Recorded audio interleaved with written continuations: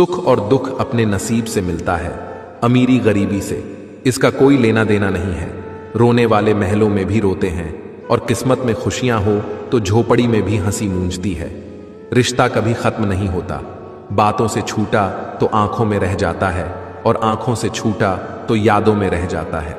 चलती रहेगी दुनिया, हमारे बगैर भी एक तारे के टूटने से आसमान खाली नहीं होता।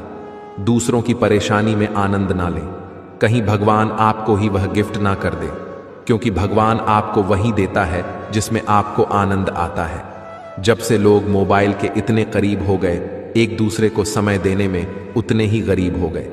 कांटों का चुभन तो कुछ वक्त का होता है, बातों का चुभन जिंदगी भर का होता है।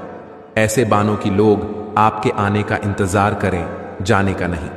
इंसान कितना भी अमीर क्यों ना हो जाए, तकलीफ बीच नहीं सकता और सुकून खरीद नहीं सकता। नफरत कर